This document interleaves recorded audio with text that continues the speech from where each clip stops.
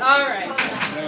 Okay, my project I decided to do is on Truecrypt since Truecrypt stole my other project on stenography. I'm sorry. But this actually has a tiny, tiny bit of stenography in it, so I'm just taking off from where you left off, basically. Okay, so the problem is I'm a CIA agent, or I live in a country that violates human rights, and I need a system that won't leave any traces of encryption on the OS. Really, I'm just a student, but hey, I want to keep all my information secret. So, these are some possible solutions. You could have an encrypted operating system, or an encryption system that is portable. Even better, you can have a hidden operating system that no one can discover. Even betterer is have a secret volume to fool you. So there we go. So Truecrypt provides all the solutions for that. The beauty is it's free, it's open source, and that it's on the fly. And I will show you several features of that. How does it work? You can create a virtual encrypted disk, which will mount and act as a real disk, or you can do a partition, or you can do a storage device, like a USB flash drive, which I will show you. That uses pre-boot authentication. Like I said, it's on the fly, it runs in real time, and it's transparent. It uses parallelization and pipelining, so it's fast. It provides you with plausible deniability, and it uses stenography.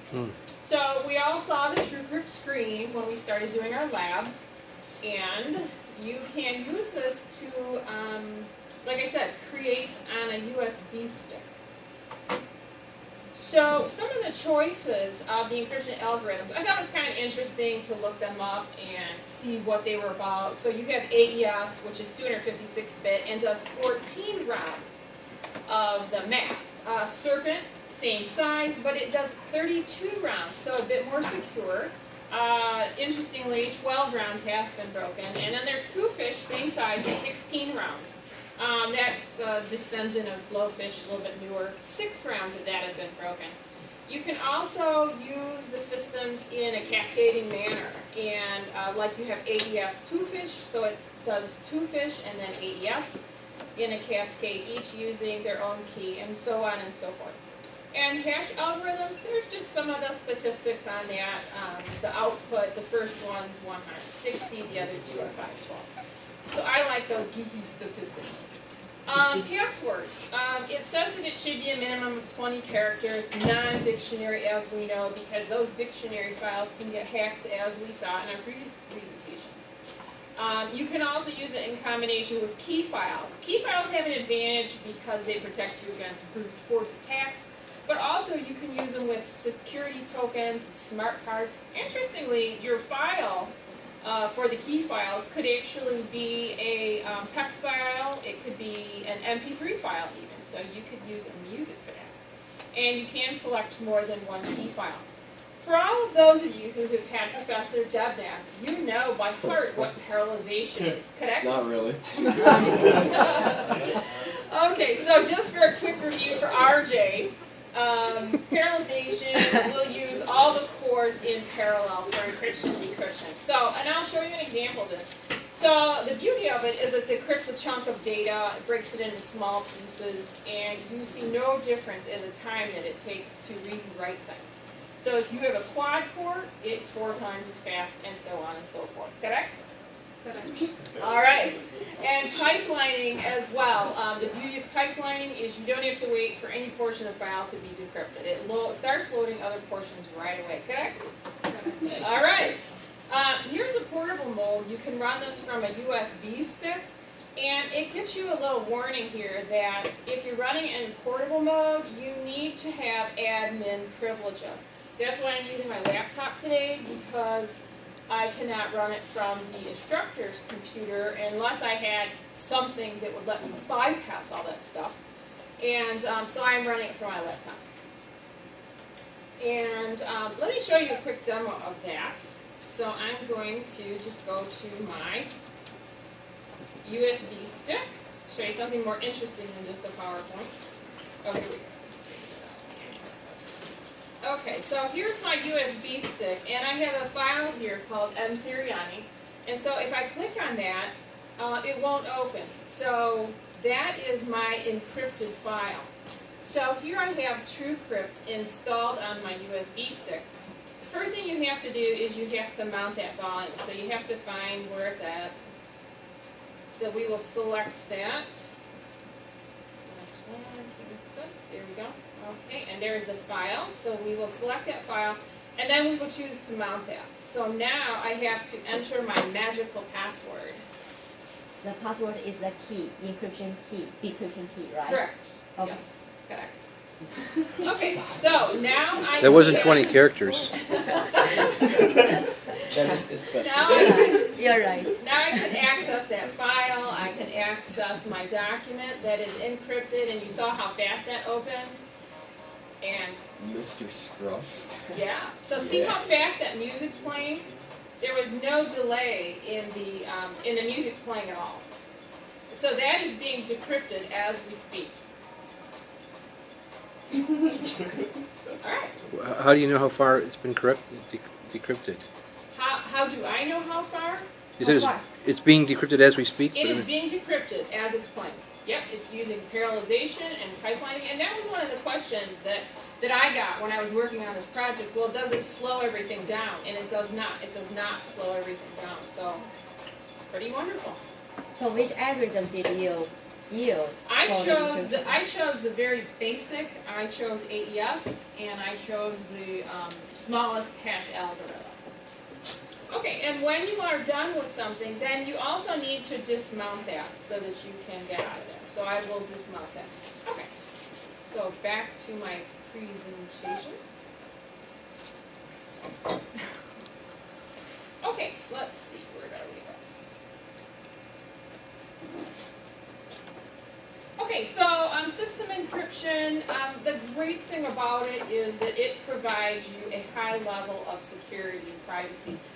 All the files are permanently encrypted. Even if the power is suddenly interrupted and turns off, the files are not just left out there. They are still encrypted. This system uses pre-boot authentication, so if you want to gain access to my encrypted system, you have to enter the correct password. Pre-boot is handled by the Truecrypt bootloader. Okay, and it is on the first track of the boot drive. That's an important thing to know. Okay, this is just a nice diagram of what really happens. You have to create two partitions.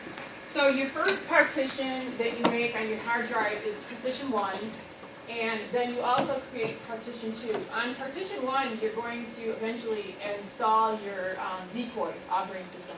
On partition 2, you have your hidden operating system, but you also have this outer volume.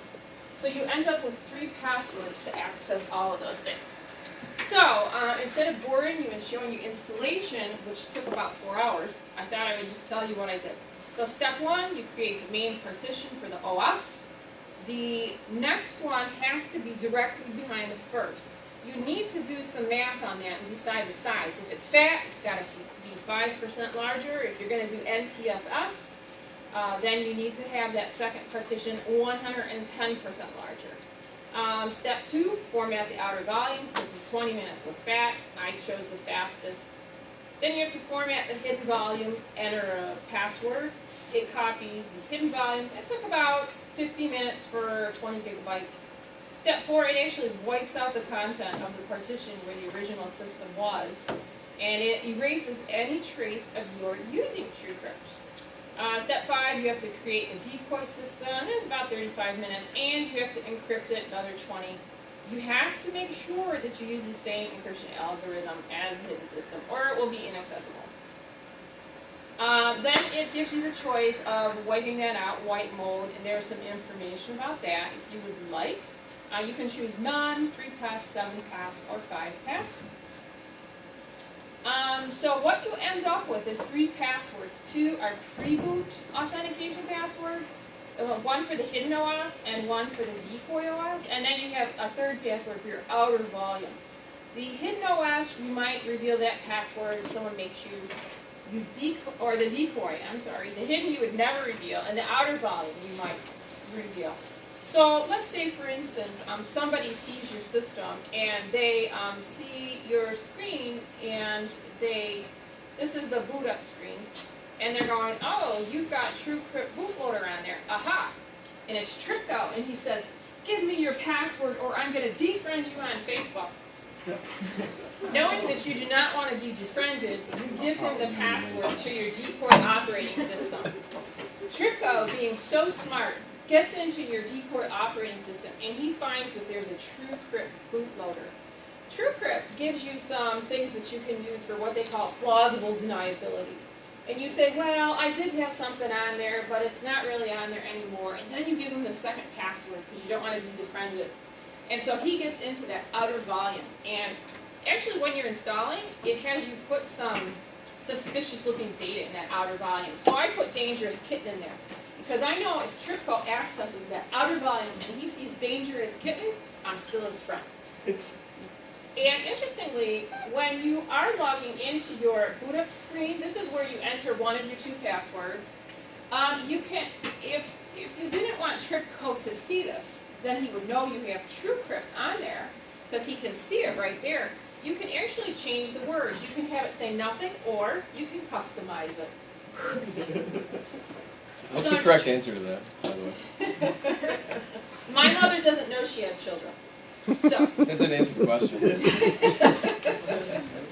So this first sentence is something you might be interested in knowing, being that we've talked a lot about CIA.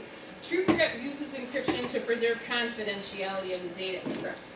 It does not preserve or verify, it doesn't do integrity or authenticity of data it encrypts or decrypts. And there's some more information there for you. So this is a nice graphic of the hidden volume and the headers and the layouts of there. And this is a good documentation about plausible deniability, which I already talked about. So what happens if you forget your password to Truecrypt? You go to the help desk at OU and you ask for Zach, and you say, Zach, I forgot my password for Truecrypt. And he says to you, too bad. He says, you are SOL. There is no back door. You can change your passwords, but if you forget your password, you cannot get in. The only way to recover is to try to crack it, but Truecrypt says it takes thousands or millions of years, so there you go. And even the FBI has not been able to decrypt it after a year trying. So some of the questions that I've got from people while I was talking about my project are, can you encrypt an existing partition? Yes, even while you're using it. Can you decrypt the system? Yes, you can permanently decrypt it. What happens if you get interrupted? You can restart it. Does it take longer? No, it does not take longer to use things on an encrypted system. And does it save decrypted data? No, it does not. The biggest question I got, no, I'm kidding, is what is entropy? The reason why I put this on here was this was in our lab for Linux, and I know you all read that word and said, Sayer, what's entropy? And you've all had to take discrete mathematics. Okay, I'm taking it right now. Yeah. But to validate discrete mathematics, there you go. That is what it uses. There's the algorithm. In the Linux lab, we had to type the characters in. It had to be 320. In the Windows lab, we just moved our mouse and it created them. So it makes your encryption stronger. Truecrypt will always be free, and yes, you can donate. Do you have any questions? Who's my mama? You never told me the answer. Oh, okay.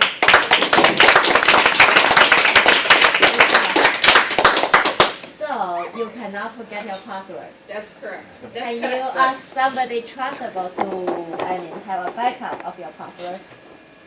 Would you? I better do that. Maybe. So just for if you use it, make sure that you have somebody you trust to have a copy of your password. Yeah, it's like the key to your door. So you need to save it somewhere, but Under the welcome mat. Because there is no locksmith for this one. But I was thinking about it though, like with my USB stick, I was thinking it would be a really good idea to use Truecrypt in portable mode on your USB stick. I mean, what if you leave it here in the lab and somebody like Flavius finds your USB stick laying there, and he tries to open it up to see who it belongs to. If you have it TrueCrypted, he can't access your files. He can only see that file that you have with your email on there for somebody to contact you in case you lost it. So it would be a good idea to use it on your USB sticks. Funny stories, I actually did find someone's flash drive into and found their name and then hunted them down on the internet and found the email address and returned it back to them last week. That's kind of weird. After you copy your data. What else? He also got some of their bank account and everything else, right? Okay.